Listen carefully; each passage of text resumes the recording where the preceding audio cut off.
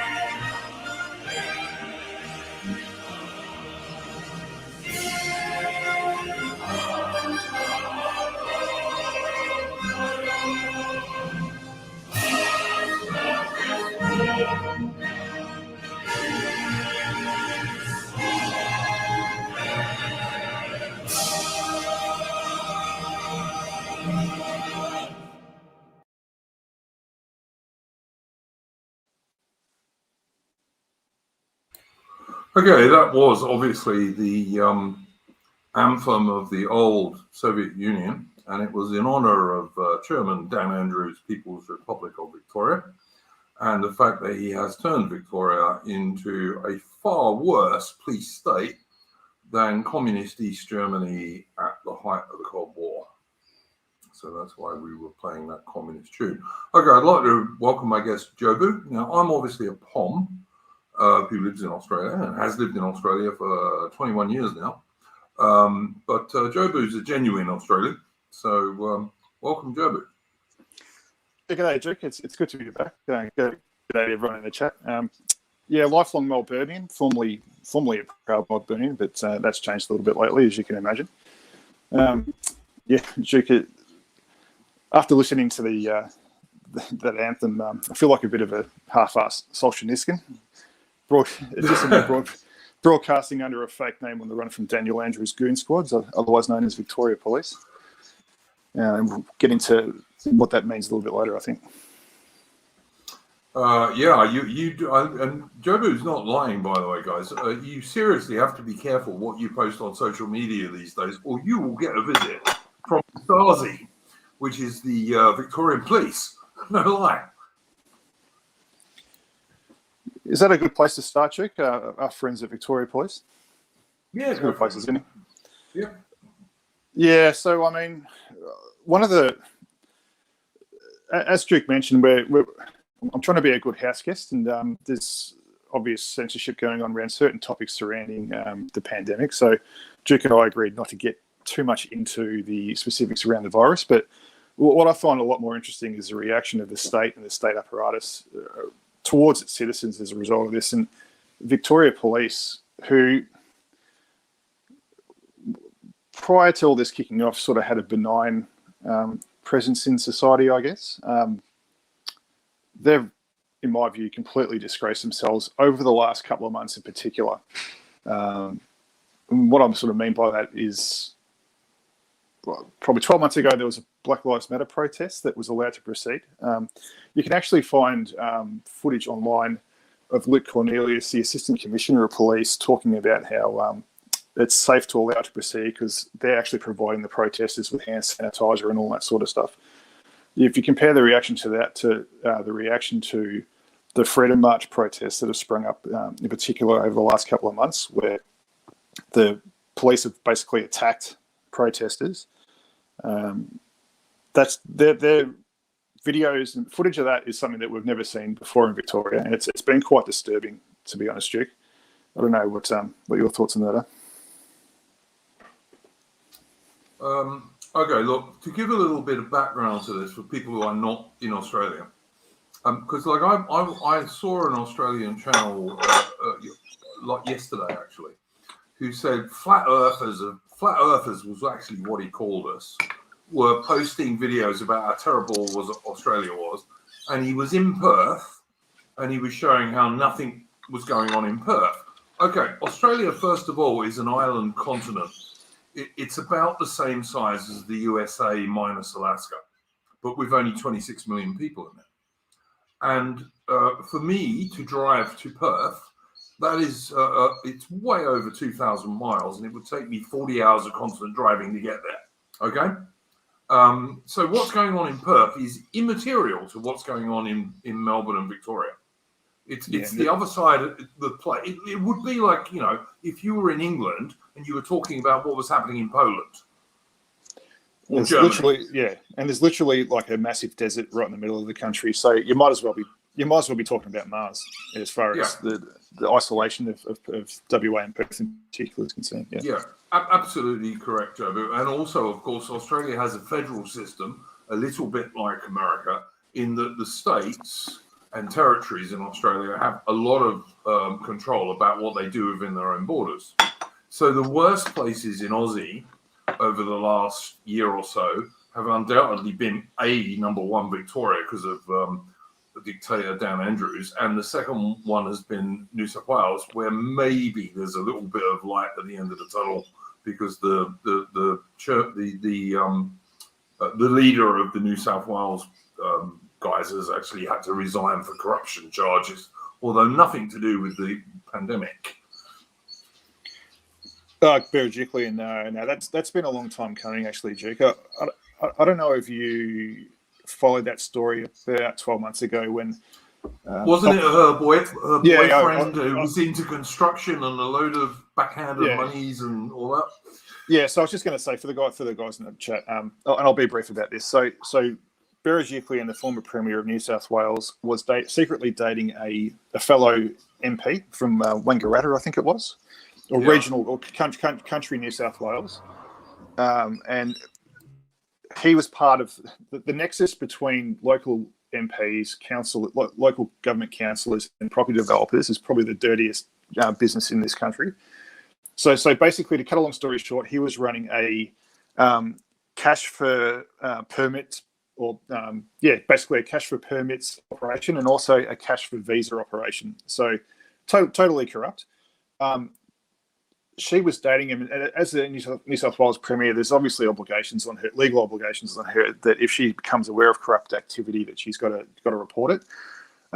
And what came out in a corruption tribunal called ICAC was actual wiretaps of conversations between Berejiklian and Daryl Maguire, where she's indirectly incriminated herself. So he's trying to brag, in one wiretap that comes to mind, he's trying to brag about how he's made 20 grand, I think it was, off this particular property deal. And she's actively saying to him, I don't need to know that. You can't tell me that. I can't hear that. So she allegedly they had a Chinese wall rolling right down the middle of the bed. But however, Jobu, I have to say that if you do an internet search on Berejiklian, he probably deserved that money. Yeah. Well, that might be true. That's not quite. But bottom line, and this will lead into Dan Andrews as well. But bottom line is, ICAC, I think it was only a week ago, ICAC basically announced that they're looking into her. Mate, you're roboting a little bit. I'm not sure what I can do about that. Can you hear me okay now? Yeah, now it's fine. Yeah. So ICAC announced that they're taking a closer look at her, to cut a long story short, and she resigned. And now we've got this new bloke up there, Dom Perrottet. I think that's how you pronounce it. And he's changed the plan somewhat up there. Trick, you would have seen the news that Dan Andrews, there's an IBAC, which is the Victorian equivalent of that corruption tribunal, taking a look at Victorian Labor and Dan Andrews. Yeah, and he's in trouble with two things, not one. Yeah, well, look, I think there's a bit of hope, misplaced hope around any actual outcome from this one. I believe these investigations getting an outcome when I see it. But what I would say is, he's got form as far as this spending of public funds on party business is concerned. So I don't know if you recall when he first got elected, the election campaign where he was actually elected for the first time, I think in 2012, correct me if I'm wrong, guys in the chat, the red shirt scandal. Are you familiar with that?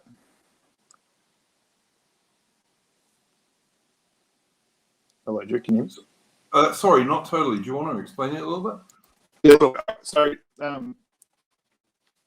the MP's office, they've got different budgets for print materials and all that sort of thing. And so, but that's only to be spent on constituents' interest, not party business. But in the red shirt scandal, what was in the election campaign, red shirts refers to the red T-shirts that the Labor Party activists were wearing at the time.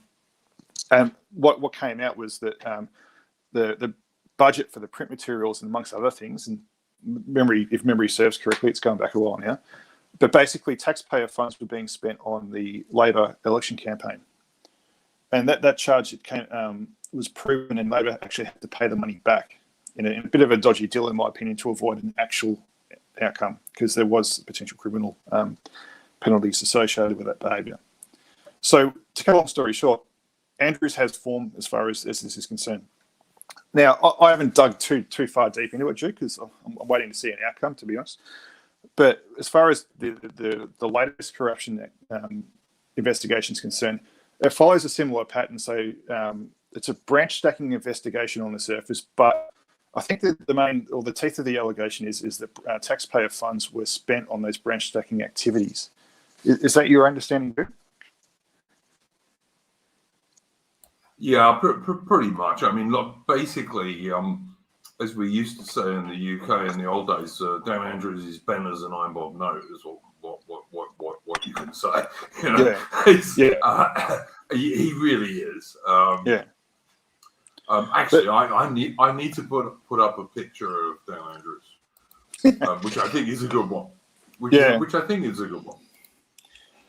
Yeah, so look, Duke, I'm a little bit investigation out, like particularly after the whole Russiagate thing in the US that ran for 3 years.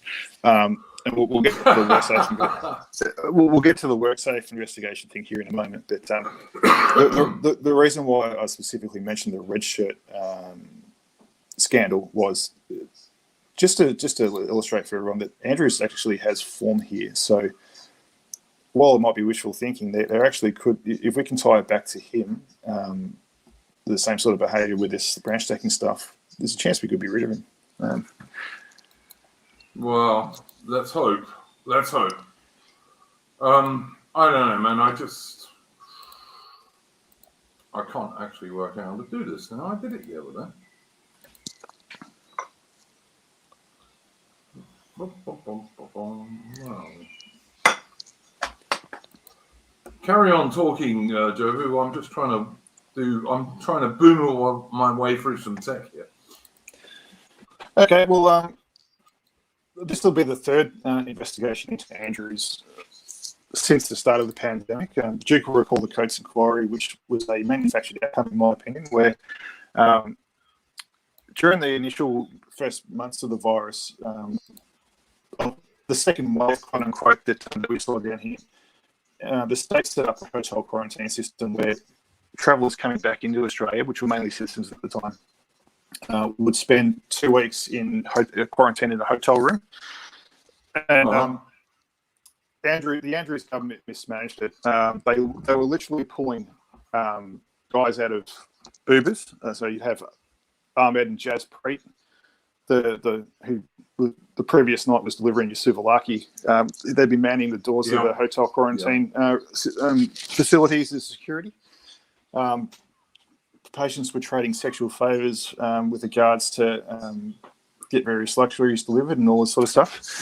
There was the virus leaked, inevitably leaked from the facilities, and it led to the second wave in Victoria. I think it was a 3 or 4 month second wave lockdown, and 800 people supposedly dying.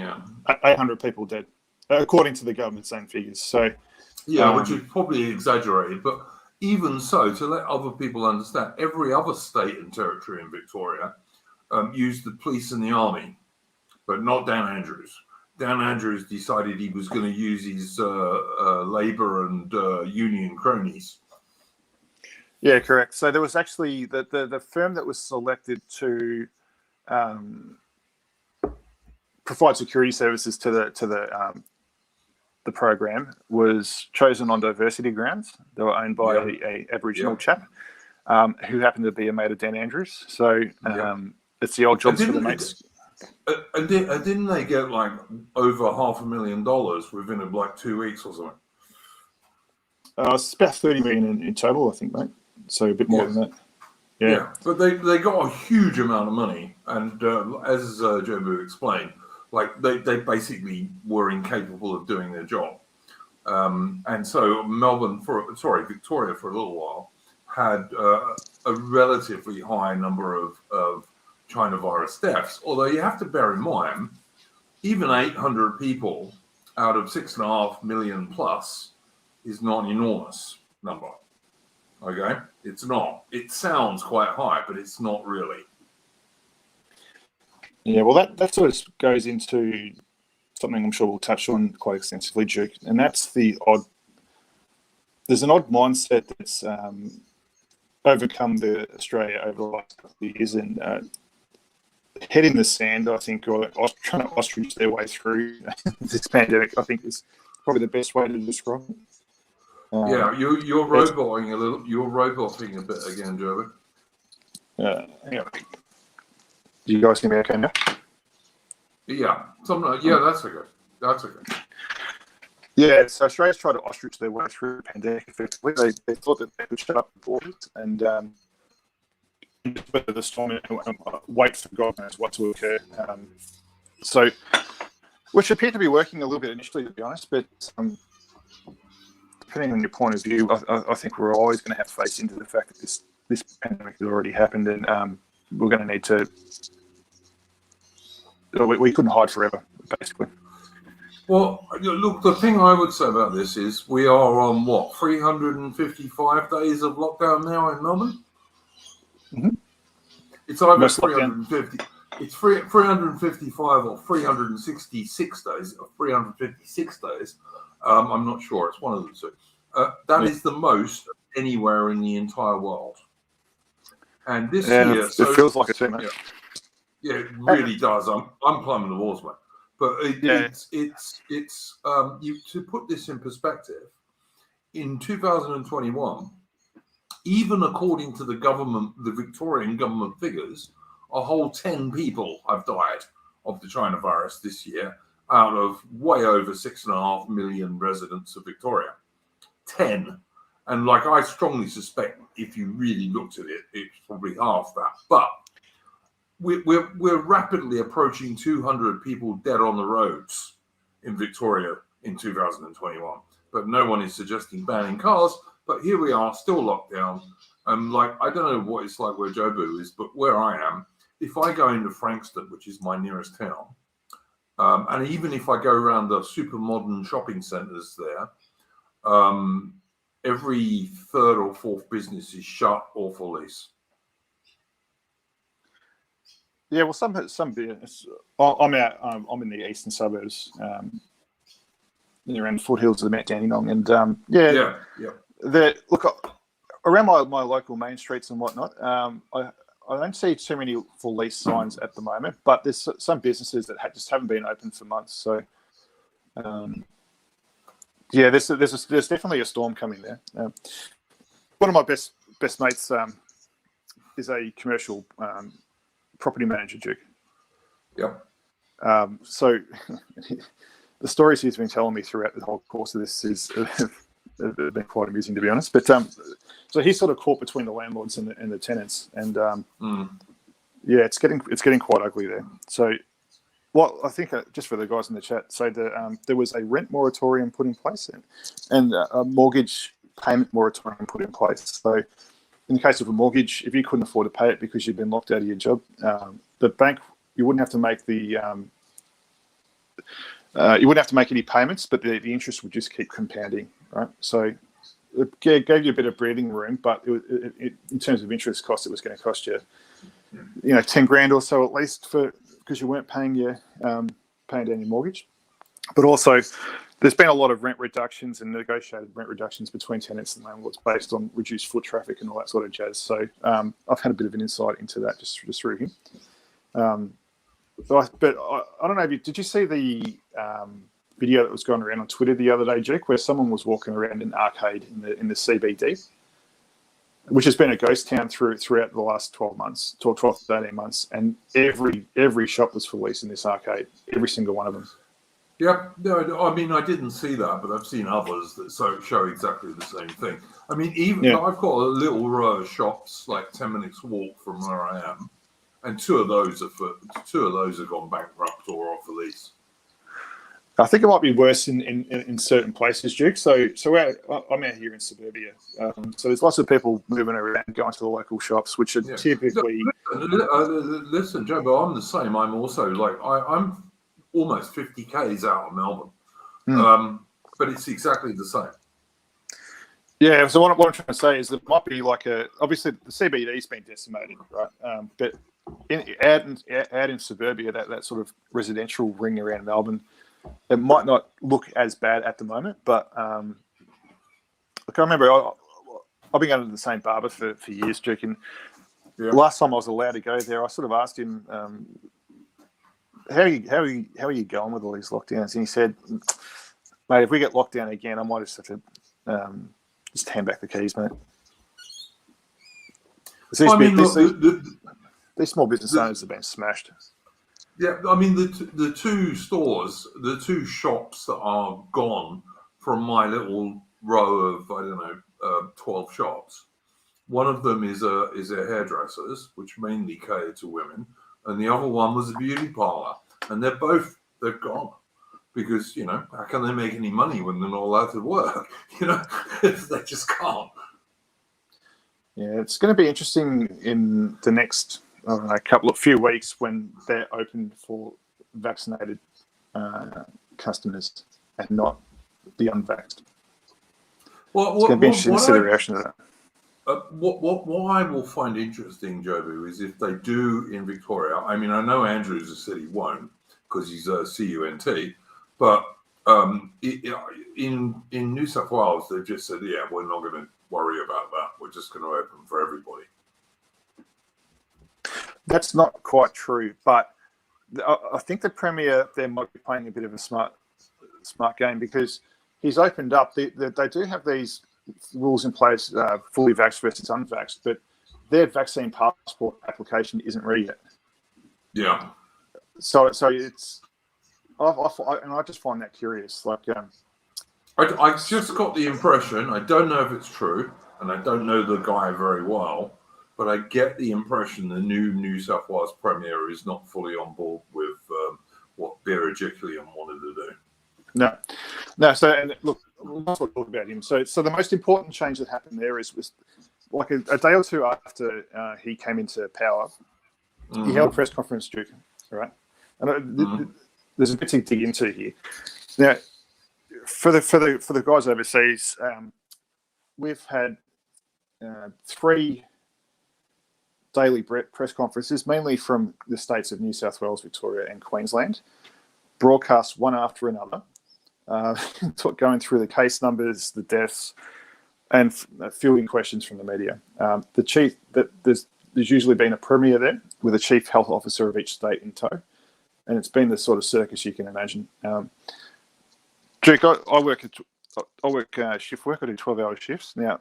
Without getting too much into what I do, we actually have the news in front of us. It sounds a bit wanky, but we're supposed to monitor it to see what's going on. So I've been subjected to just relentless media propaganda for the last 12 months. So I've been, whether I wanted to or not, I've been stuck watching these press conferences. So the fact that when the new Premier came into power, did his first press conference, it was quite the event, the fact that he didn't invite his chief health officer, Kerry Chan. And the media there, particularly a Channel 9 report, who's been probably the worst free-to-air network as far as their coverage is concerned, went completely fucking ballistic and started asking, where is she? It's disrespectful. She's not here, blah, blah, blah. and he, like, the key line that he dropped was, well, we're the elected officials. He had half his cabinet there. We're the elected officials, so we're here to represent the government. Now, she gave another press conference the following day without the Premier there, and I haven't seen that much salt since 2016. But the point being is that was obviously a tactic deployed by that Premier to say, no, we're not run by the health bureaucracy. We're the elected officials. We're accountable. We're making the decisions. That was the very clear message that was sent there, and which was promising to see, because I've been waiting for that for some time. The fact that the politicians here have been hiding behind the health advice has been rather pathetic, in my opinion. But the following day, Duke, and I've actually kept a copy of the key quotes from the article for this stream. I walked into work next day, and while I was having a cup of coffee in the morning, the first article I was greeted with at news.com.au was, the headline was, "People will die. Experts fear Victoria's plan to reopen as cases peak will cause spikes in deaths and hospitalisation." So there's been this strange Victoria versus New South Wales, Liberals versus Labor dynamic at play, particularly in the media, and the premiers have been sniping at each other for quite some time. But the fact that New South Wales has started to open at 70% has obviously increased pressure on Andrews down in Victoria. This article I'm referring to is interesting, Duke, because it's one of these. I'm sure you've seen these planted articles through the last 12 months. Oh, loads, yeah. Yeah, where the government's talking through some pinhead epidemiologist or another. Yeah. I'm going to be brief. I just want to read a couple of things from this particular article, because this is interesting to get into. So the article was basically more or less an interview with Melbourne University clinical epidemiologist Professor Nancy Baxter. Now, Melbourne Uni, particularly the School of Government there, has deep ties to the public service and the government. That's where they do the switcheroo between. Well, that's where a lot of political appointees and MPs spend their years in opposition and waiting to get back into government, and they do the switch back and forth. But anyway, so according to her, it was pretty, quote unquote, pretty unprecedented to push ahead with the reopening when case numbers as well as hospital and ICU admissions are peaking. Professor Baxter told news.com.au that the state is now in uncharted territory, quote unquote, and added that she believed it was, quote unquote, a terrible time to reopen. Now, this one coming up is the key quote, Duke. Professor Baxter said Australians were now, quote unquote, entirely fixated with our vaccination rates, Duke. And that Victoria seemed to be found to consider, quote, what is happening on the ground in the health system, which she described as, quote unquote, problematic. Okay, so there you see, so for the last 12 months, we've had relentless propaganda around the need to get to 80% before we can open up, right? Going back to what I was saying about being in front of the news for 12 hours a day, the amount of times I've heard the word vaccine in the last 12 months, we're probably in the tens of thousands now. That is all they talk about. But apparently we're entirely fixated on it now, Duke, and that's... Okay, hang on, Jobo. Let me make one thing clear. This stream totally supports you listening to your overlords and your government and the science and the mainstream media, and none of those people ever lie.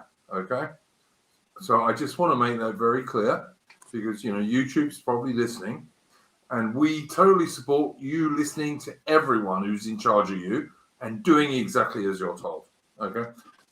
Sorry, carry on, Jobo. Oh, look, just for YouTube's sake, I've actually got a picture of Professor Nancy Baxter on my wall that I pray to every day. But the next line in that article was she said the hospital system was already under strain and could be, quote unquote, overwhelmed upon reopening, which, quote, isn't a sensible thing to be moving towards. So Duke, let's just stop there. So what you see there is a deal of this, and this is the day after New South Wales begins to open up, right? So this is to justify Andrews not opening up, and we see a pivot. We're seeing a pivot here from the vaccination rates being the deal and end all to, well, actually that's kind of a shitty thing to base public health policy around. We need to look at what's happening with the health system. So I found that very interesting. So that's the great. I mean, we already knew this, Duke, but that's the clearest indication that I've seen that Andrews was trying to shift the goalposts there. And actually, where are we? Now this is another quote from the same article. Professor Baxter said New South Wales' willingness to reopen, even as cases were peaking, had raised expectations across the whole country. Here's a direct quote from that lady. There was some talk of Victoria waiting until 90% double vaccinated to reopen, but that has been completely axed because expectations were set by New South Wales, and it has been really unfortunate, as it has affected people's willingness to stay locked down. So there you go, Duke. So as Tony Blair might say, the subterranean conversation in the Victorian government and the health bureaucracy was actually talking about shifting the goalpost from 80 to 90%. Yeah, I mean, it's almost like believe the propaganda or things won't go the way you want. Eh? Yeah. So there we go. So that's a Planet article talking about how they were going to pivot from 80 to 90%, just shift the goalposts on everyone, and they've had their plans spiked because of what New South Wales has done. Okay, I don't disagree with anything you said there, Joe, but I think, like, for people who are not in Australia, and even for people who are not in Victoria, you have to remember that in Victoria, we have had anti-terrorist police units on the streets, and these are guys who are designed to rescue hostages from terrorists. They've been on the streets with armoured cars, firing plastic bullets and tear gas, and I'm not even going to talk about like the ordinary Victorian cops who have been kicking and kneeing people in the back 15 times, like when there's 6 of them on one bloke. And this was done against tradies, like tradesmen, who were doing peaceful protests because Chairman Dan Andrews had said, no, you can't go to work and feed your family. Do you want me to explain all that? Go for it. Just to address Mitch's comment. So the background, guys, is that there's a union called the CMFEU, which I'm not going to get the acronym right, but it's Construction, Mining, whatever E stands for, Forestry Union. It's a big union. Big union. Yeah. So this is a very militant left-wing union that has a stranglehold on all the big, mainly the commercial building in the city. All right. So any towers that go up, they've usually got the monopoly on providing the labour to those jobs. So if you're not a union member, you can't work on those jobs. So there's a lot of CMFEU members that aren't particularly thrilled with what the union is or does, but they've got to pay their dues to be able to work, right? And it's headed up by this guy, this prick called John Secker. Usual ties to bikies and whatnot, but that's not important here. So what happened was Andrews announced that Daniel Andrews announced that. Firstly, a 2-week work ban was one of the things that he announced, wasn't it? Yeah. He announced that in 2 weeks' time, it was going to be double vaccination or no work, or there was going to be a phased approach into that. But basically, if you didn't have the jab, you couldn't work. Actually, I should say that a week or two before that, they banned the use of smoko rooms on job sites, so you weren't allowed to sit down somewhere and have your lunch. So there was a bit of a light-hearted protest by the CMFU members, where they just basically dragged all the tables out from the tea rooms into the streets in the city, which are dead anyway. Fair enough. And had their smokos out on the streets. So that was the opening gambit by the CMFU members.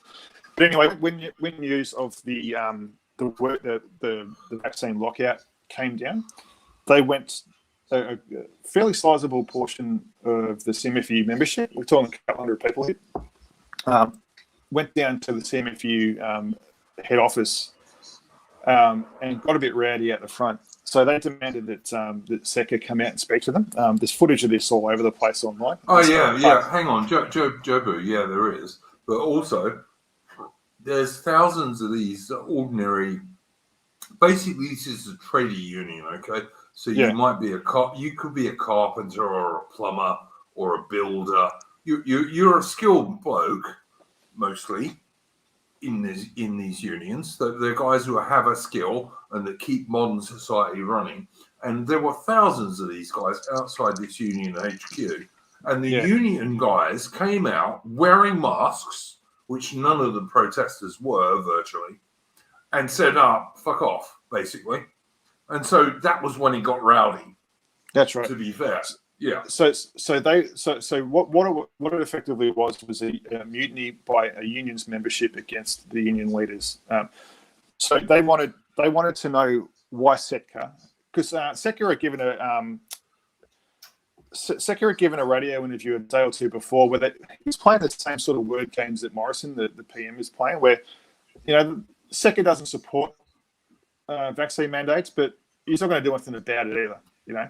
Yeah, and like I said before, but Jobu, if he's the union leader, surely he should just say, "No, you can't do that to my union."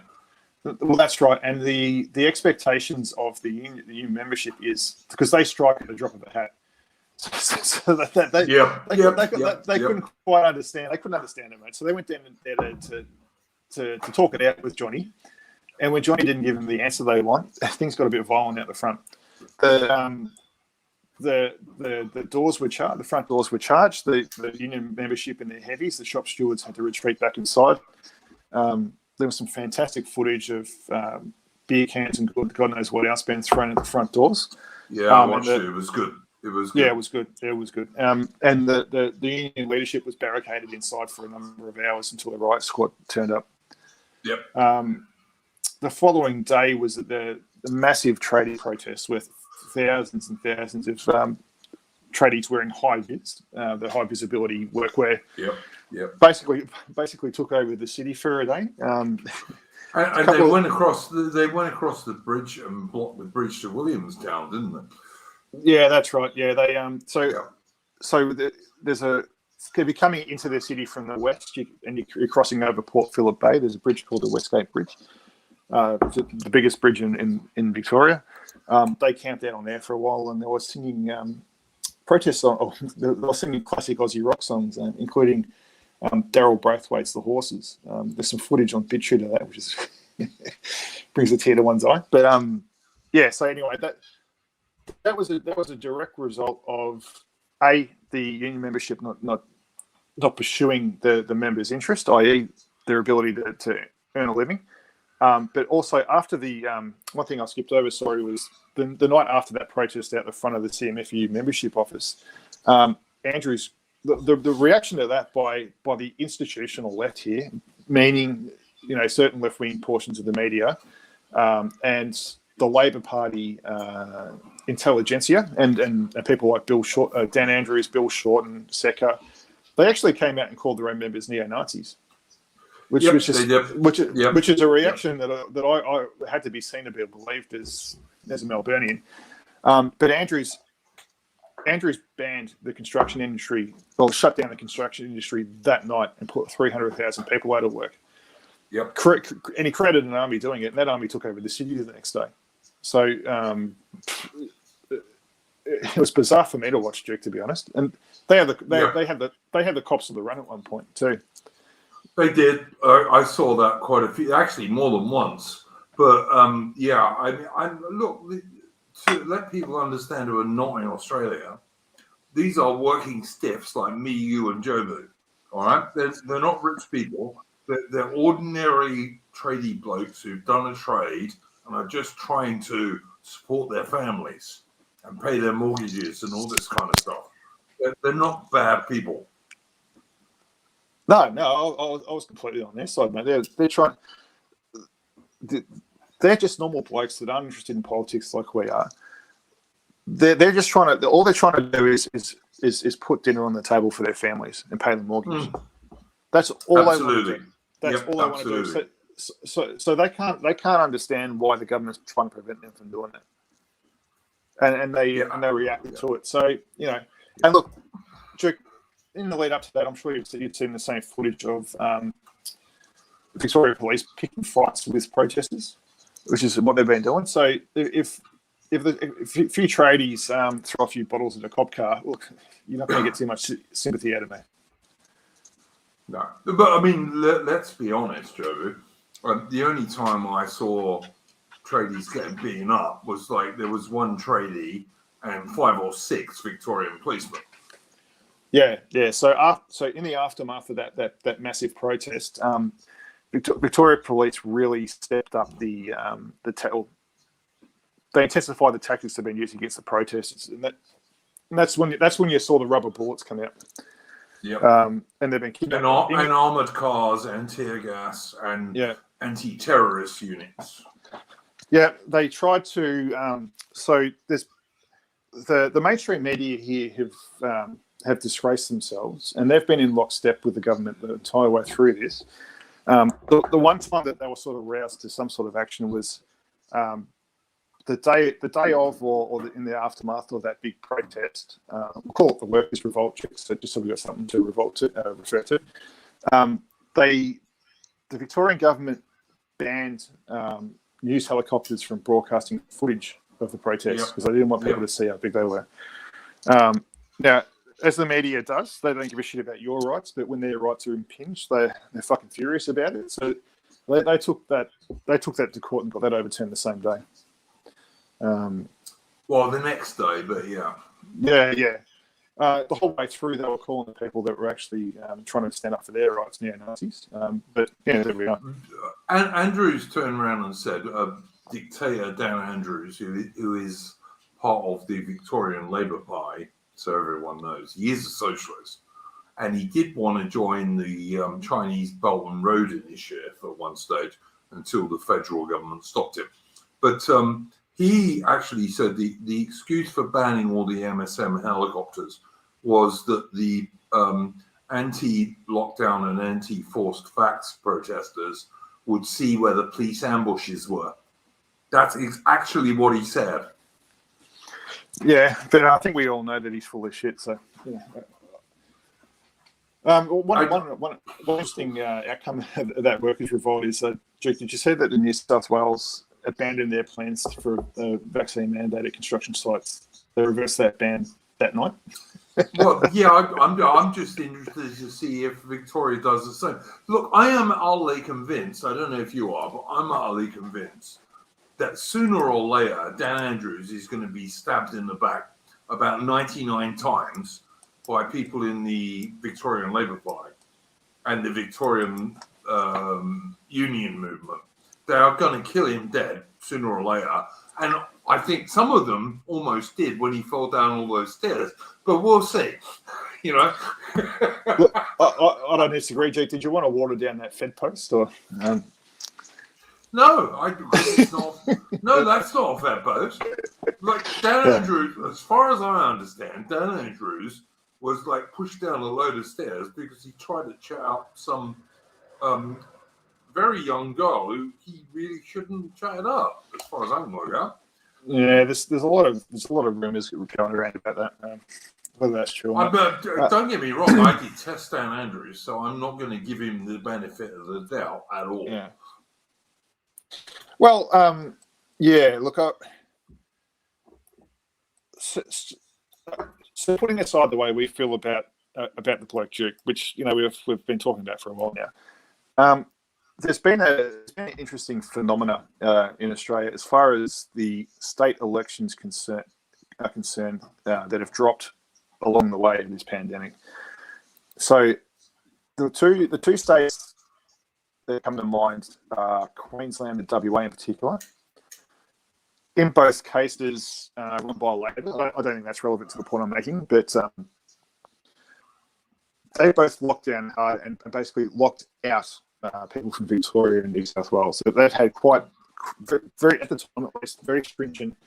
But they locked their own people down, far less odd. That's right, yeah. So to cut a long story short, they tried to keep the virus out, and as far as the elections results were concerned, the citizens were very appreciative of doing so.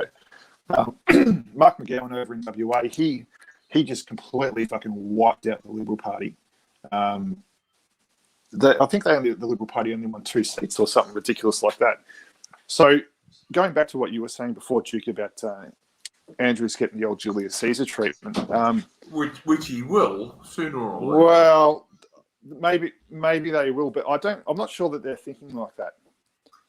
There's a lot of this. I reckon they really are. But okay. Yeah, it's possible. Well, there's a lot of this. I stand with Dan. Shit still going around now. But I can't remember. Hang on, Jobo. They're not the tradie blokes. They're not his union base. They are the extreme left-wing LGBTQ wings, and the soy boys who like their lattes. They're the people supporting Dan Andrews. The people who actually his political base, who are union blokes, are really over it, I think. Yeah. I was going to say a lot of this I stand with Dan stuff is actually AstroTurf. So I can't remember the exact figure, but there's a surprisingly large amount of money spent on Daniel Andrews' social media operation, and they've been out I think it's like 40 million or something like that. We're not talking we're talking megabucks here. And they've been out in force on Andrews' internet defense. Where does he get all this money from? Well, I think we're about to find out as part of that corruption investigation, Duke. But it's taxpayers. Yeah. It's taxpayer money. Yeah. But sorry, I was going somewhere with that. Yeah. But to your point, you make a valid point that I can't imagine that the CMFU member or the 300,000 construction workers that were locked out of their jobs are inclined to vote for Andrews in the next election. So one would hope not. One would hope not. So that's the percentage of his base that is lost to him now. Now, bearing in mind that the next Victorian election's in November next year, so a lot can be forgotten between now and then, as far as elections are concerned. But we'll see. We'll see. I have to agree with Lady of Shalott here. He's a corrupt piece of dirt, and Lady of Shalott is, because she is a lady, being extremely polite. Look, Dan Andrews is a piece of shit. Honestly, why does anyone listen to what he has to say? Is he a medical expert? Is he a science expert?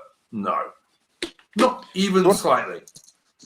Do you want to get to and also, you'll understand this better than me, Joe. But as far as I understand, Victoria has not had an actually democratic process going on in the Victorian Parliament for what, like 18 months now? Yeah, they shut down Parliament. Dan shut it down. Have you seen the pictures of the plexiglass they've got all up around the dispatch box? It's pathetic. Yeah. But there is no Victorian Parliament at the moment at all. It's just been shut down, and Dan just keeps extending his emergency powers. Well, we have a former prostitute called Fiona Patton from the Reason Party to thank for that. That's not an exaggeration on Jobu's part, guys. So we've got an independent in the Senate, in the Victorian Senate, that basically, given the way the numbers fall there, has the ability to approve or disapprove legislation. So, when the state of emergency powers were, which basically just means that the chief health officer can tell us to do whatever the fuck he likes, that when they were rammed through at the start of all this, that got through on the back of Fiona Patton's support, and the condition that she put on her support was that brothels had to remain open. Yeah, so I noticed that. Brothels have been open.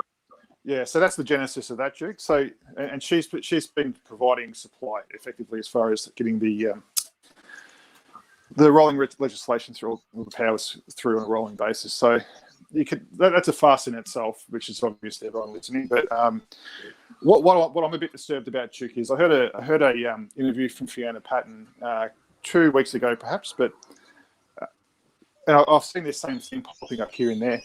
So it sounds like they're going to try to transition away from the rolling state of emergency powers and actually pass legislation to give a lot of these powers to the Minister for Health, which may as well be Dan Andrews. But that's disturbing. So that's not. So it's not an emergency, but the government's just going to give itself all these powers that it hasn't had previously under normal times. And they will give them back when the emergency ends, I'm sure. No, well, it doesn't sound like they're going to, mate. It doesn't sound that way at all. That's what you call creeping tyranny. But so that's a little bit disturbing to me, because what that's going to translate into is you're going to turn on the news and they're going to say, "Oh, we've had 500 cases today, so you got to wear a mask everywhere again." You know, it's given themselves that ability, basically, that. Because I know that when they open up, there's going to be ups and downs in terms of the number of cases and deaths. So they're going to, as they've done over the last 12 months, in haphazard fashion, say you can't do this, you can't do that. We're shutting retail for a week, snap to a week, retail shut down. The running joke here, guys, is that Dan Andrews snapped 2 week lockdowns turned into 3 months. But yeah, so I mean, the other thing that's going to happen is they're going to extend this into. Things like climate change. They're going to extend it into things like, oh, you have an unhealthy lifestyle. I'm absolutely convinced that's going to happen. Speaking of climate change, Duke, are you as baffled as I am as to why Scott Morrison's running around talking about a net zero target by 2050 while all this shit's going on? Well, I did a video about Boris Johnson and the so-called British Conservative Party supporting the watermelon green deal, and like Britain, it produces less than 1% of all the emissions in the world, and Britain has at least 65 million people. I strongly suspect that Australia, with 26 million people, produces less than half that. Anyway, so why does it matter? Oh, mate, it's ideological. Like, I'm not interested in debating climate change anymore. You're either a believer or you're not. You know. One thing I would say though is I do have a glimmer of hope. ScoMo could win me back, mate. He could win me back by saying, yeah, as part of our push to get to the 2050 zero net emissions by 2050, we're going to start building nuclear power plants. You know, if he comes out and says that, he just might win me back. Yep, totally agree. I mean, he's made a little move towards that with the Australian Royal Australian Navy nuclear submarine deal. So maybe. Yeah, the French are still unhappy about that, aren't they? Oh well, the French don't like it. But it was going to cost Australia an enormous amount of money and not produce good submarines. So, you know. Look, someone just needs to tell the French, look, we've made a decision that's in Australia's national interest. That hasn't gone your way. We apologise for any hurt feelings, but can we fucking cool down the Australia's not a good ally talk? Because that's starting to piss us off. Because we went halfway around the world and bled to free your country. So fucking cool it, you know? Yep. I totally agree. I mean, look, Australia is going to build British frigates, and they're going to build something between a British and an American submarine. But it's an Anglosphere nation. It's going to do Anglosphere stuff, you know. Yeah. And France is not a good ally at the moment, you know. It just ain't. Well, I could care less about the French, to be honest. But well, I just want to bring us back on topic, Duke. We can talk about that later. Because that's. But I just find it like the fact that Scott Morrison and Sky News in particular, who just become a propaganda outlet for the Liberal Party, having these conversations while his citizens are, because I'm an Australian citizen too, as well as being a Victorian citizen, Duke. Like I get my problem is I don't know. I don't understand why he hasn't been helping me. Like in a way, I do. So hang on, Jobu. What I would say is this: I think Australia today looks very like a collection of colonies, like pre-1904. It doesn't look like one nation because the Australian Prime Minister has not been prepared to get hold of Dan Andrews and say, no, fuck, you're not going to do that. Yeah, look, I was being a bit facetious when I said I didn't understand. And you made a comment. We talked about this in the Discord the other day. Scott Morrison doesn't want to get a hold of Dan Andrews because Scott Morrison agrees with Dan Andrews. This is all part of the national cabinet. This is all part of the national COVID plan. That's why you haven't heard a lot out of the federal Liberals about this. He might. Jobo kind of is, but like Andrews goes way to the left of Morrison, but Morrison never says a word. He never turns around and says, no, this is Australia is one nation and we're all going to do this stuff at the same time. And you need to pull your head in. And he could because he's the federal prime minister. Morrison might disagree with Andrews on, a point here or a point there, but fundamentally, the 80% vaccination target and the removal of liberties from unvaccinated people, he fundamentally agrees with that. That's why you're not hearing him come out against it. You know? Yeah, no, he's a social liberal. He's a liberal. He's not a conservative at all. But you don't even hear very much from the National Party. And the National Party are for anyone who is not in Australia, the National Party are the country, like, right-wing party in Australia. And you don't even hear very much from those guys. Well, that's because I agree. Well, they're part of all this, mate. Like, they're pricks too, don't forget. Like, they're a mouthpiece for Oh, hang on. Sorry, guys, we seem to have lost Gerbo. I'm sure he'll be back.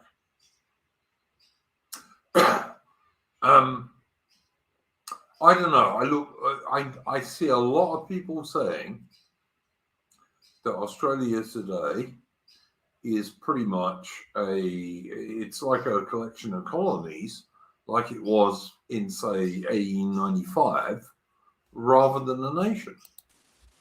Sorry, mate, you dropped off. There you go. Yeah, sorry about that. Yeah, but going back to what I was saying is that the Nationals are in cahoots with all this too.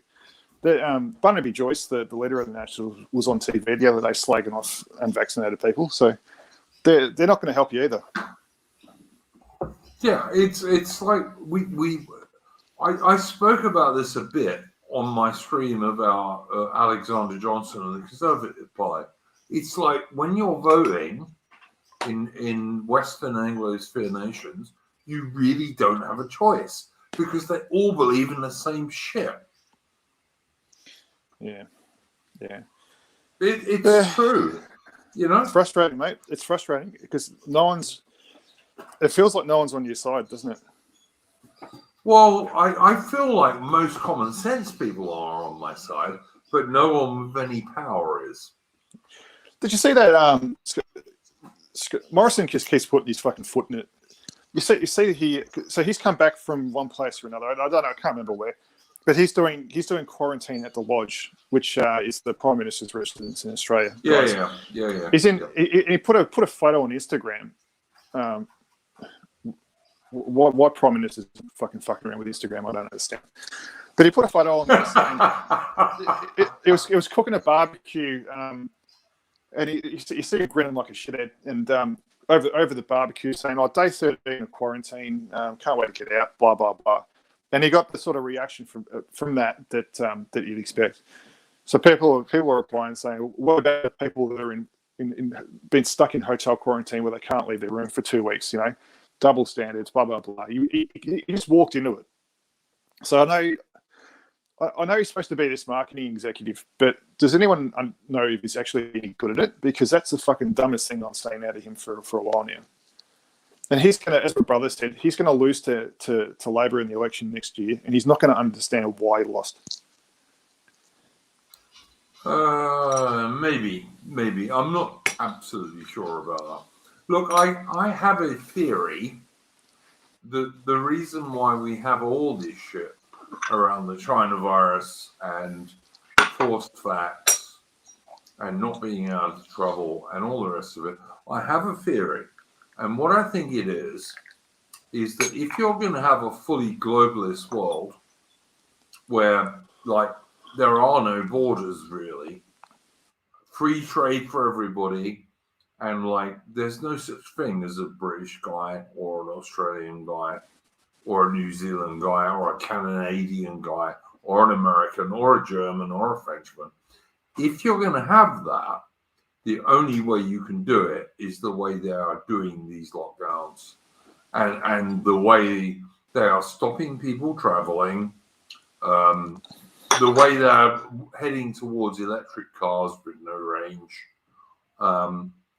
And we're all going to become 21st century serfs, and we're going to live in the pods and eat the bugs, and somehow or other we're going to be happy. I am utterly convinced that is the way this thing is going. I mean, look, every plague in the entire history of the world came out of what is today more or less China. It doesn't matter if you're talking about the Athenian plague during the Peloponnesian War, or the Antonine plague during Marcus Aurelius's time in Rome, or the Great Plague, and even the Spanish flu in 1919. They all came out of China because that part of the world is pretty filthy, to be honest. But you notice what you're not allowed to do is you can't stop, as an island like Britain or Australia, you can't stop people coming into your country. What you can do is you can stop people leaving your country. Yeah, this is what they do, and I'm utterly convinced that all of this, and I'm halfway convinced that the China virus was done deliberately. Like, I know it was for sure. It was paid for by America and Canada and other countries, but it was done in China because it would have been illegal in the US. And absolutely, that virus was a kind of deliberate virus, let's say, but it's a very mild one. It's a harsh flu. And I reckon this is a test. And when eventually we have like no nations, no borders, no nothing, which is what the globalists want, and their useful left-wing idiots also want, I think that's what this is about. It's a test. And there may be bad things about the vaccine. I mean, we know for a fact that young people who are not sick at all can die from heart problems from the vaccine. But, let's protect the 95-year-old who was going to die in 3 months anyway. Look, I'm not going to comment on that just because I'm going to. I'm just reminded of the fact that the people are listening. I don't want to get your stream banned on my account, but just for the guys listening, that the Z-Man, who is a bit of an alt-right luminary, he did a good podcast on. He's good. He's good. Yeah, he did a good podcast on the various plagues throughout history, like Duke was saying, and the plague of Justinian and all that a couple of months ago. So that's well worth a listen. Yeah, but bringing it into modern times, Duke, you have to remember, like there was. Manufactured or not, like there's been a few near misses if you think about it over the last 10 years or so with bird flu, SARS, and all that sort of thing that have emanated out of China. Were they near misses or like preparing us for this? Well, from an Australian point of view, they were newspaper articles. Wasn't a near miss necessarily in Asia and whatnot, but. Like any one of those could have turned into this fiasco. So, yeah, these things might be a feature of life moving forward, And I just think we're in a bad place, man. We are in a bad place. Okay, I know your dad was a digger. Yeah, your dad was an Aussie soldier. Yeah. Would he have stood up for this shit? It's hard to say, mate. Like, one thought I did have around that at the time. So there was a situation here about a week or so ago where in Melbourne, just on the outskirts of the CBD, we've got the Shrine of Remembrance. Which is obviously you do just explain to the guys in the chat. Obviously to the fallen and Australia's war servicemen and so on and so forth. It's got a museum, which is actually pretty good too. Yeah, it is. Yeah, but 2 weeks ago there was a protest in the city, not the workers' revolt that I was referring to earlier, but this is more just the Freedom March types with a handful of tradies. Not a handful, a proportion of tradies, but not as big as the big event. Now, Victoria Police have been very confrontational, and the term is kettling, which is unfamiliar to me. But let's just say that they've been outflanking the protesters and boxing them into various bottlenecks, where the cops then assault them using rubber bullets and tear gas. Yeah. So that was occurring, that outflanking or kettling, and the protesters retreated to the steps of the Shrine of Remembrance, which is a bit of a. I heard someone describe it as close to a holy place as a secular society of Melbourne gets. It is. That is kind of like it's Anzac. Yeah. The Anzac spirit will come up in a moment. But so the protesters sort of retreated there, and they were standing there peacefully. They were surrounded by the cops. There was some sort of negotiation that was going on, and then the cops assaulted the protesters on the steps of the shrine, which is the most un-Australian thing I think I've ever seen. Now, obviously, just by themselves, the pictures and videos of cops beating working people, protesting the loss of their jobs on the step in desperation on the steps of the shrine was pretty damaging, right? So straight away, you had the media kick in, and the narrative that they tried to propagate was that the protesters were desecrating. The word desecration was used over and over again. The protesters were desecrating the shrine. Now, the only people desecrating the shrine were the Stasi, aka the Victorian cops. Correct. Because the people they were beating up and firing plastic bullets and tear gas at were, and they were beating these people up like 5-1. There was no fairness here.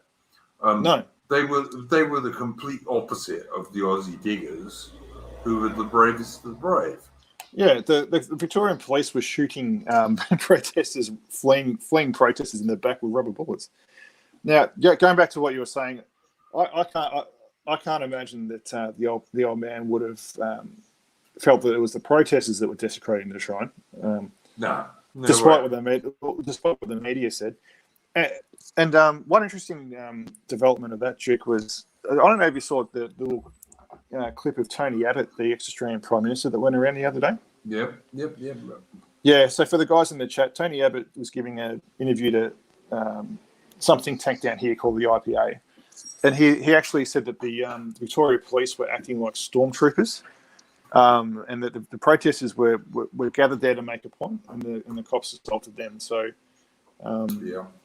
which is interesting. So it's good that we actually got some pushback. Yeah, I kind of always liked Tony Abbott. I didn't think he was a bad guy.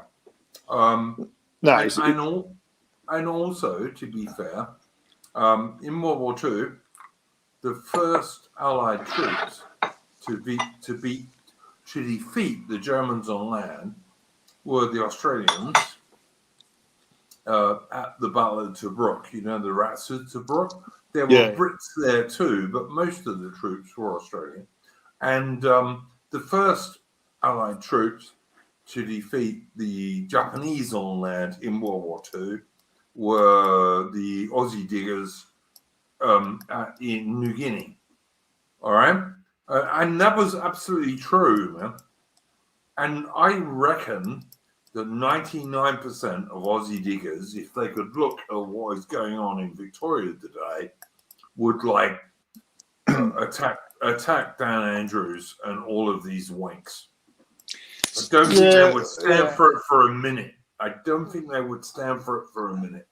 Yeah, look, I mean, there's been various, not directing this at you, obviously, but like there's been various talk about why aren't people doing this, why aren't people doing that? It's like, okay, you got to give people a bit of a break, mate, because what's the expectation we're going to do? So what are we going to do? We're going to get into a punch on with a handful of cops, and then what? You know, they're going to bring in reinforcements. You're going to punch them with them. Then they're going to bring in the army. Then, you know, the idea that a protest group of people that aren't activists, that don't have a organisational backing, that are really just normal people, are going to somehow assault the state is a bit unrealistic in my view.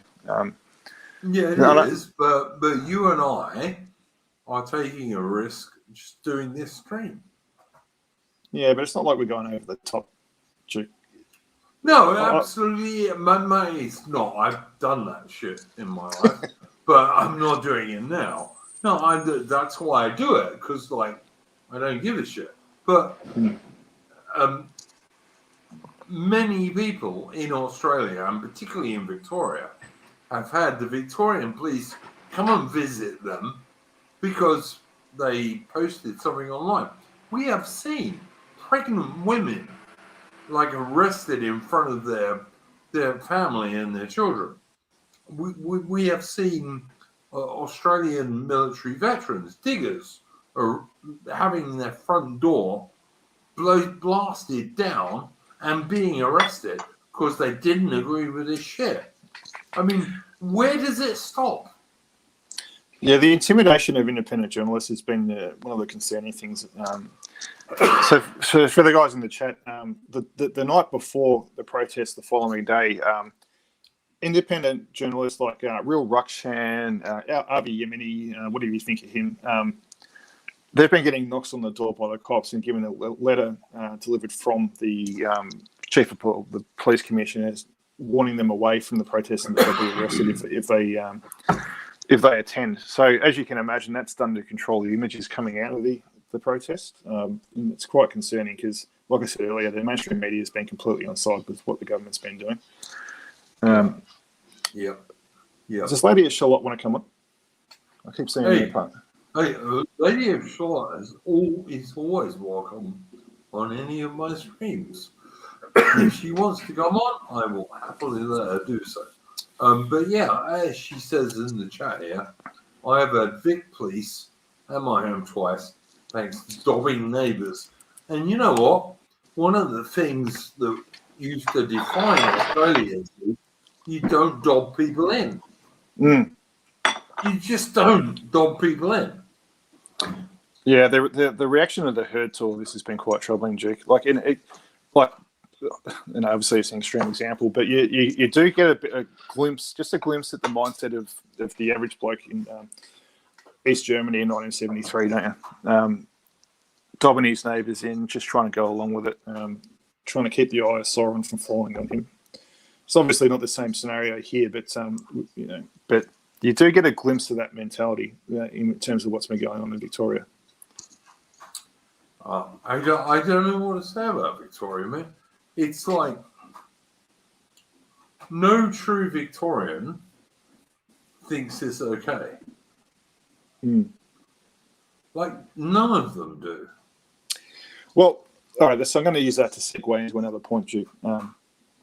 So I think one of the reasons why you're seeing their reactions, so some of the reaction that you're seeing is, in my view, we've had a two-track pandemic here, and what I mean by that is you've had people.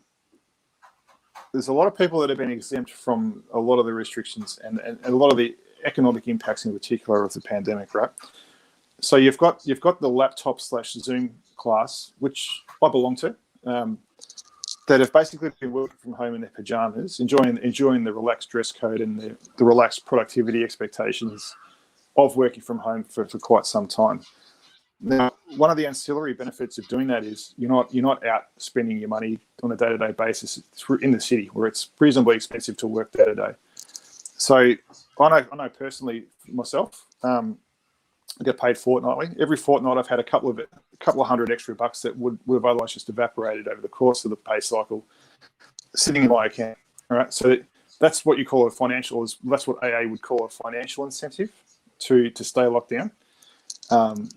Another example of that is I know some of my friends are a couple that both work in call centres, and they've saved 40 grand over the course of this while they've been working from home. So there's incentives for people to not want to open up, and you see that in the commentary online sometimes. Now, on the other hand, you've got people that have been put out of work and put on the various welfare programs that we've seen. So that whether that be JobKeeper, which has been phased out, or the disaster payments that my missus is getting because she lost her job and her business the side of this. Now they're the people that have going to have big rent bills and or big they're going to be in arrears in their mortgage when all this is said and done. So you've got two distinct classes of people. You've got people that have more or less benefited from this or haven't really had their lifestyles impinged. They've never missed a meal. And you've got people that have been absolutely smashed.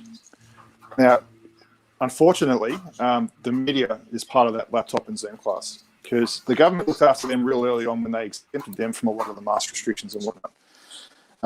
So I think that's partially why you see that sort of commentary that we complain about, Duke. There's a lot of people that have done quite nicely out of this, and there's some people that haven't been as fortunate, but they don't have any sort of voice in the media. And every time they pop their head up, like they did at that revolt in the city, they get chopped down and demonised. So that's partially why we haven't seen Victoria as a society sort of rise up against or push back more strongly against Andrews, and that's why that's why I fear he's going to be re-elected. Have you seen, Jobu, the mainstream media, the MSM, ask even 3 really hard questions of Andrews? Because I haven't seen him ask one. No, the only time I've seen that, Duke, is I think think it was the run-up to that Coates inquiry where Peter Cridlin from Sky News, who's political in nature, she used to be Tony Abbott's chief of staff. She actually went there and actually asked real questions instead of lightweight ones. And it's funny because the reaction that most of the media had to that was, "What's she doing here? She's not a journalist." Blah blah blah blah blah. So yeah, no, the media here are lightweights. Like, we've probably got the worst media in the world, I think, to be honest. Yeah. Okay, I agree with you, but like the British media is also totally crap. The American media is crap. Canadian, New Zealand, same story. All I'm saying is that like none of the press ask any hard questions of any of our so-called overlords, and on that basis, I'm going to go to Lou so you can speak. Yeah, flying solo. That's no good. Yeah, I'm not quite ready to, not quite sure what to say. Yeah, look, I guess I might just talk about my scenario. So I've been I'm not going to get into what I do for obvious reasons, but I've been an authorised worker, or essential worker, or whatever the definition is. So I've had a little bit of paper in my car that I can use to travel around and not during curfew and whatnot, because I've had to go to work to keep things ticking over. And the situation I'm in at the moment is I've been told that due to Andrews' mandate that all authorised workers get the jab by October 15th, I think it is. I'm where I was once essential. I'm now being told I'm not allowed to come into the office unless I have at least one vaccination. So I've just been setting up a little home office because I'm going to be spending a period in isolation. I'm an introvert by nature, but I've got an extrovert qualities. So I quite like going into the office and talking shit with the boys and all that sort of stuff and having that interaction. So yeah, I'm not looking forward to the next couple of months. I work a shift job, so it's night and day, 12-hour shifts. So yeah, it's going to be interesting doing night shifts alone in the spare room with the cats running around and the missus snoring. I think I'm going to get quite lonely, but to this point, yeah, I'm not going to get the vax. I don't feel that I need it. I've already priced. My starting point isn't vaccination or COVID. My starting point is that I've already accepted. I accepted a long time ago that I'm going to get the virus, and I'm not worried about that. I'm a reasonably young man. I'm reasonably fit. So while the risks to the vaccine are, statistically minor, I just don't feel like I need to take that risk on. So I'm going to try to stand my ground as long as I can. There is a point to which I'll have to accept getting the vaccine, and I think people need to be realistic about that when they judge other people that sort of buckle and cave in. And basically, that red line is I've got a mouth to feed and I need to pay a mortgage. So I'm happy to resist as long as I can, but as soon as it comes down to a choice between the vaccine or the inability to feed my family, I'm going to have to get the vax. So, some 19-year-old sitting in his mum's basement might call me a cuck for that. So be it. But yeah, just in your interactions with people, you seem to be realistic about judging them too harshly, because depending on who you are, there are different considerations that you need to factor in.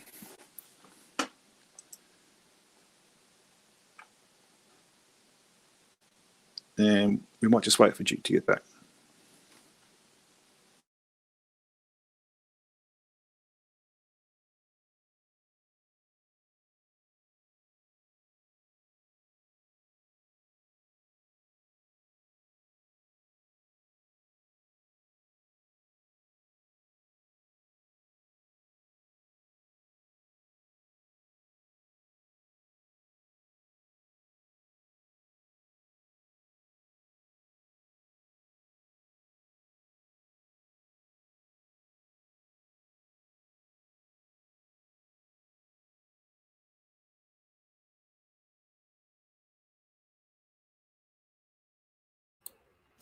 Sorry about that, guys. What did I miss? Oh, look, I was just talking. I don't want to repeat myself, but I was just talking told the guys about my situation, Duke, about how I've been an authorised worker during this whole time. I've been told that if I don't get the jab by October 15th, I've got to work from home. indefinitely. So, I think that these. And I talked about the fact that while I don't want to get it, there is a red line, obviously, Jake, and you'll appreciate this, and that line is: I've got mouths to feed, I've got a mortgage to pay. If eventually it comes down to a choice between getting it or losing my job, there's only one way that goes, right? What about if you get it and then you die? Would that help your family?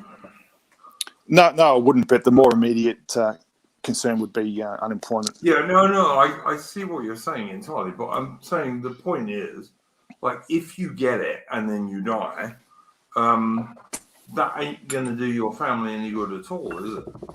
No, it's not. It's not. And would you get your kids to get it? No, I wouldn't. No, because I don't think they need it. Yeah.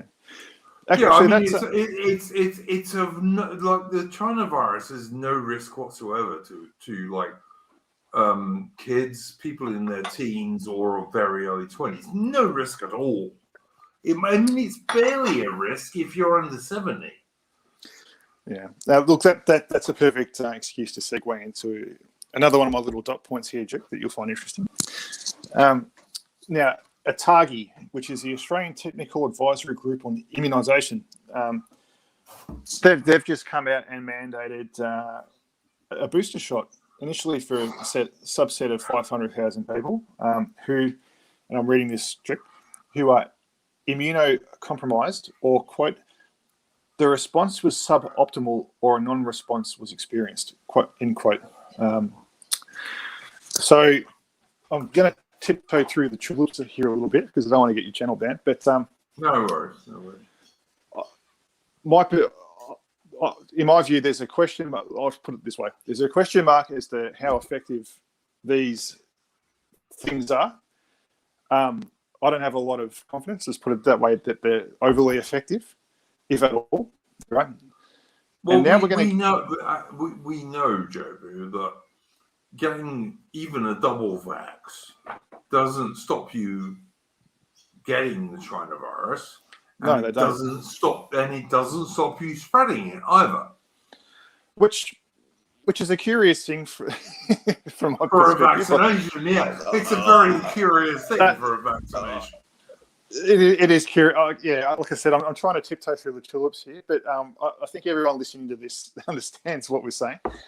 However, let me explain.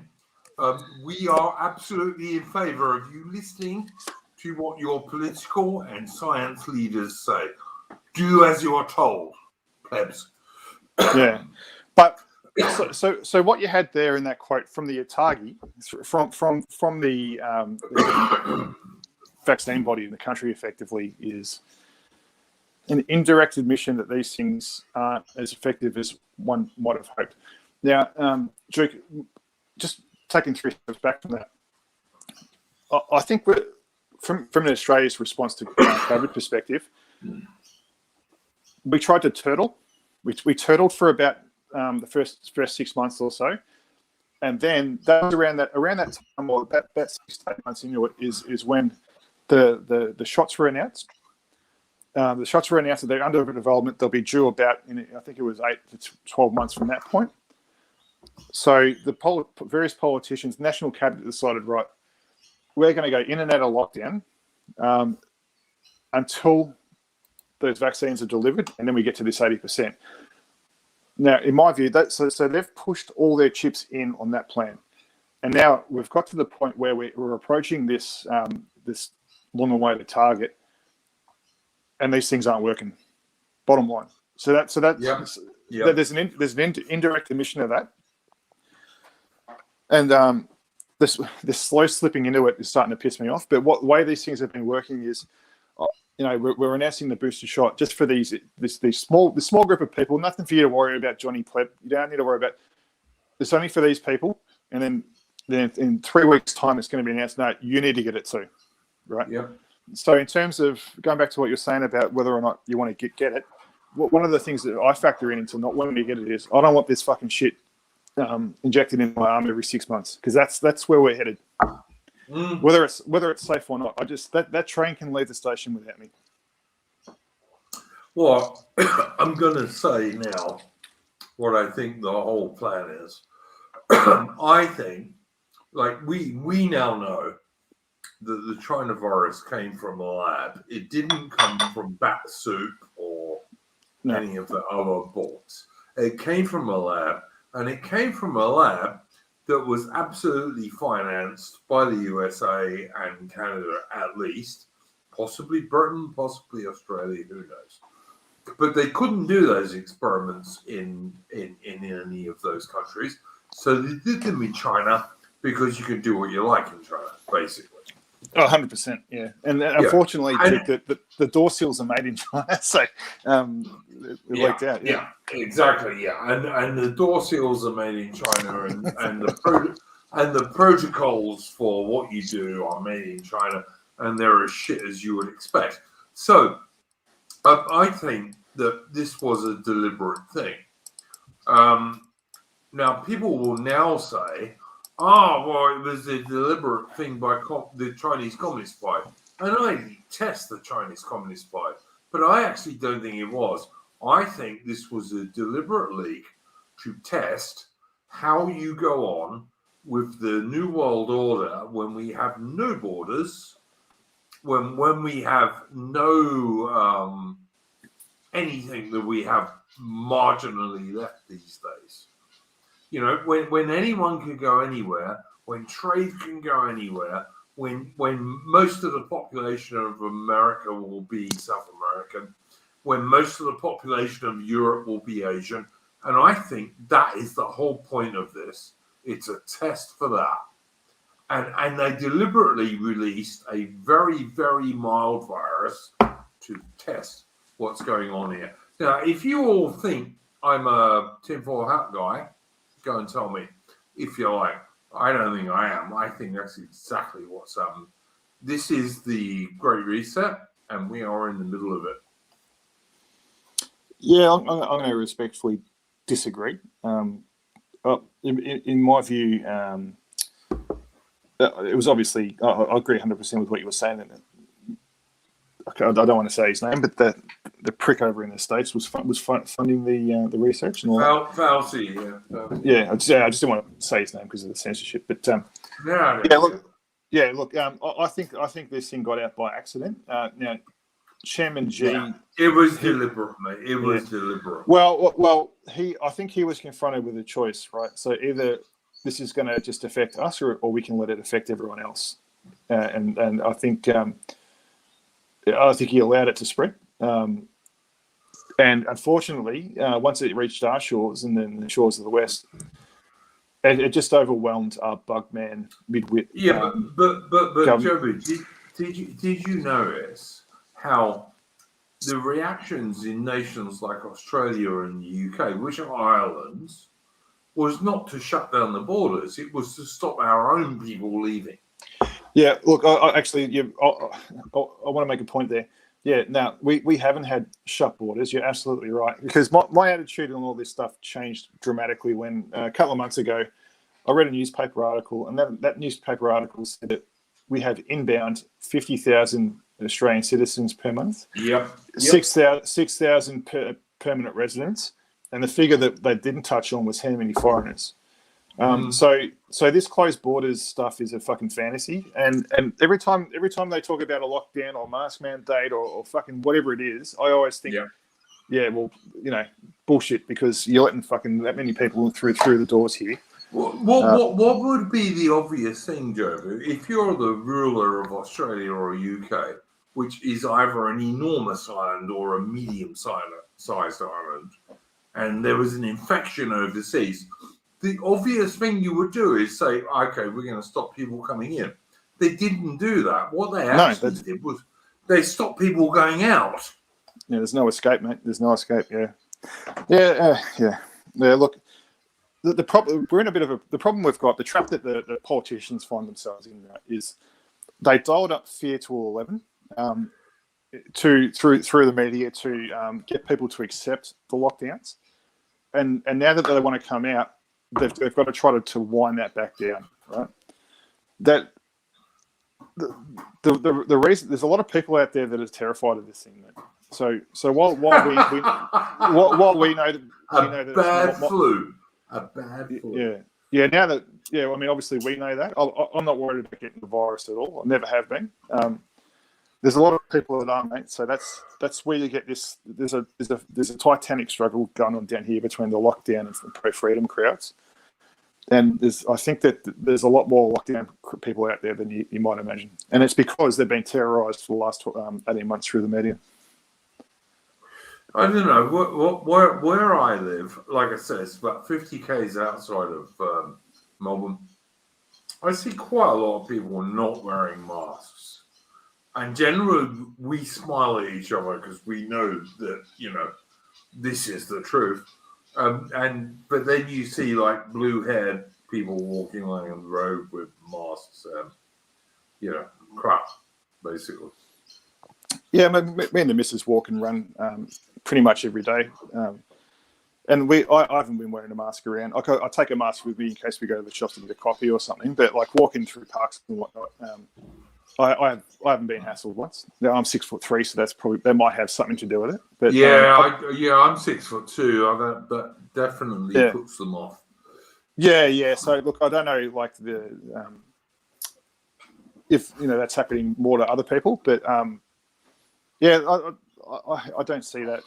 I haven't been hassled at least, which has been good. All right, we've been going for an hour and a half, just over. Have you got any final points to bring up, Joby? Just looking through the list, mate. Oh, just one final thing, mate. And this is just to tie off what we're talking about the efficiency of these, or the effectiveness of these things. I started laughing the other day. So Qantas, which is our national airline down here, has announced what the requirements are for international travel. Now, guys, when you're trying to judge these things, don't look at what people say, look at what people do. All right, Duke, these are the requirements for you to take an overseas trip. It's 4 negative tests, 2 vaccinations, 2 weeks in home quarantine, and a partridge in a fucking pear tree. Now, if you so you got to have a negative. So you're double vaccinated, right? Vaccinated people, bad luck, right? To be honest, if you want to travel even interstate while this is all going on, you're a bit of a fucking moron. And if you get stuck on the wrong side of a border restriction, that's your fault. But putting that aside, so you need a negative test before you get on the plane, plus the 2 vaccinations. You get tested after, and then you have to stay in home quarantine and have 2 negative tests before you're allowed out. So now, Jake, going back to the point I made about looking at what people do as opposed to what they say, what conclusion do you draw from that set of requirements around international travel? I think international travel is over for us plebs, largely. Yeah, I mean, the point I'm getting at, they know these things aren't working. Otherwise, they wouldn't have those requirements in place. But at the end of the day, no one's going to convince me otherwise. Yeah, but the thing they're really aiming for is that like mass international travel for ordinary people is history. It's never going to come back. People now don't realize this, but it's never going to come back. Yeah, well, it will eventually, but it's going to be a very long time. I don't think it. Okay, you can think that, mate, but I don't think it is. I don't think it's ever coming back. I think this is one of the ways that we tip over into 21st century serfs. Live in the pod, eat the bugs, be happy, don't own anything. I absolutely think this is one of the things that they are aiming for. Like all of the world's cruise ship fleets are now dead. They're all dead because they haven't been able to make any money. They've all gone bankrupt. Like I reckon in the future, air travel is going to be executive jets for people like the Australian and British Prime Minister. They're not going to be, and for rich bastards, they're not going to be like, there's going to be no 747s for us plebs to go and travel to the other side of the world. This thing is stopping. And the thing that really scares me is how very few people are realizing this yet. Yeah. Well, to your point, like it might be, while it might be allowed, like it's going to be unrealistic in the least. Like, because if you want to go for it'll cost too much money. It'll cost too much money. Because if you're in hotel quarantine, guys, you've got to pay for that too. So, but even with home quarantine, right? Let's say I wanted to just, duck across the pond to New Zealand for a nice little 3-week holiday, and then, but on the way back, well, firstly, when I'm there, maybe I've got to quarantine for a week or two before I can even leave the fucking hotel room, and then after my holiday on the way back, I've got to quarantine at home for 2 weeks. Well, so that 3-week holiday, you got to tack on, an extra 3 weeks on either side for quarantine. Like, it's just, and there's a chance that like in New Zealand, you're going to be stuck in a hotel room for a week or two. Like, it's just not realistic, Duke. It's just, you know what, you think, fuck that. I'll just go down to Torquay. Yeah, all right. It's not even that, all right? It's that. You're absolutely right. But it's also like you're going to have a thing on your phone that's going to tell you, oh, no, you've used too many climate change credits this week. So you can't even buy a T-bone steak. That is where we're going. Yeah, that's all right for me, Duke, because my local butcher, I'm sort of mates with him, and he said he's actually going to ban vaccinated people from his shop. And he cool. said Cool. He said he'll keep me in steaks for as long as necessary. So. Yeah, no, that's absolutely cool. But you see what I'm getting. You see what I'm getting at. Yes. It's also going to be like you can only have an electric car, and your electric car might have, if you're lucky, like 200 kilometers range, and beyond that, you ain't going to be able to travel. Yeah. Time will tell, mate. Time will tell. If you don't realize that that's what's going on, Jubber, in my opinion, you're not seeing where this is heading. Because I'm honestly, absolutely certain this is where this is heading.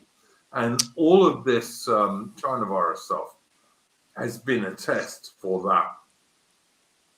And from the point of view of our overlords, they must be very happy because almost no one has objected.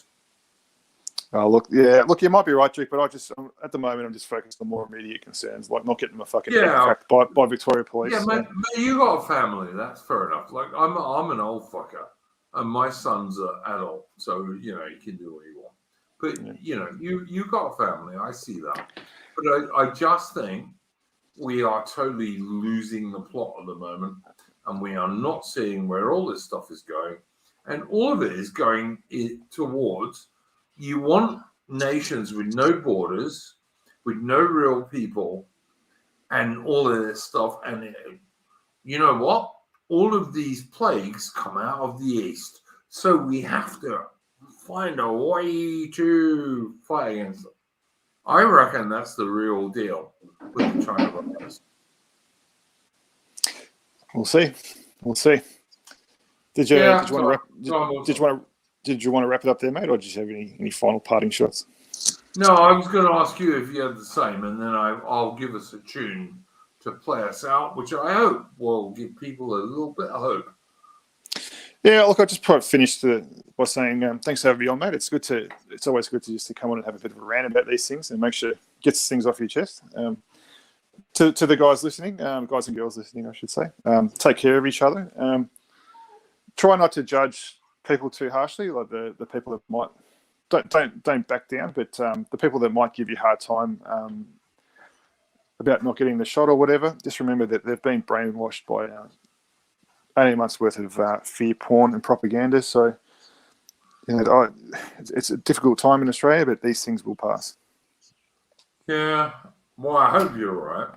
I do hope you're right. Basic Aussies are good people, but yeah, I mean, people who tell you you should do this, that, or the other. Somebody get fucked.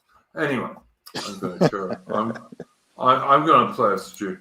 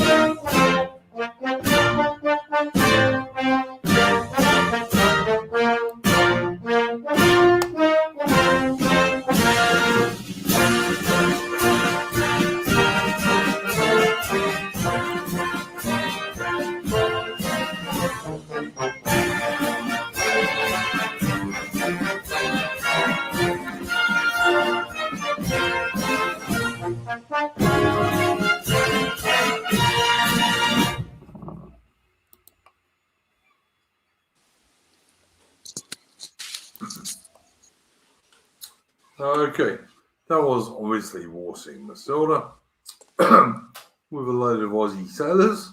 I reckon Australia is under an enormous attack today, and that genuine good Aussies need to fight back in a peaceful way, of course. Thank you very much for Jervo coming on the stream. Don't forget to like and subscribe to the channel. And we will be back on Saturday, UK time, or early Sunday morning, UK time, Australian time, with Splendid Isolation. So go well. And thanks for coming on, Jervo. Thanks for having me, mate. And so long, everybody.